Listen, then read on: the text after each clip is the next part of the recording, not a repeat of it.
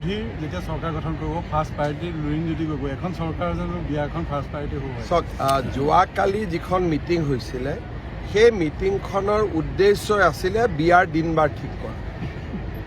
বেলেগ কাৰণে এখন মিটিং নাছিলেই। আৰু সেইকাৰণে বিয়াৰ কালিতো 2 ঘণ্টা সময় 1 ঘণ্টা সময় অকল বিয়াৰ কথাই আলোচনা কৰিলোঁ। কোন বিয়া হ'ব, কোন দৰা হ'ব, কোন কইনা হ'ব, ক'ত ৰিচেপশ্যন হ'ব, এইবিলাকে তেওঁলোকে আলোচনা কৰিলে। কালিতো পলিটিকেল কথা একো আলোচনা কৰাই নাই তেওঁলোকে। স্যাৰ তিনি গগৈ লগ হৈছে কিবা তিনি গগৈ তিনিটা থাকি গ'ল। আমাৰ লগততো আৰু বহুত গগৈ আছে। গতিকে মই ভাবোঁ যে তেওঁলোকৰ যিটো ৰাজনীতি, সেই ৰাজনীতি যদি তলে তলে চলি আছে, আমি ওপৰে ওপৰে ৰাইজে দেখাকৈ কাম কৰিছোঁ।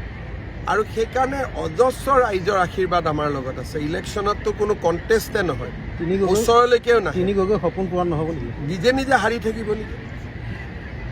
যোৱা লোকসভাটোতো এজন গগৈ হাৰিছে, হাৰা নাই জানো? সৰ্বানন্দ সোণোৱালৰ লগত এজন গগৈটো হাৰিছে।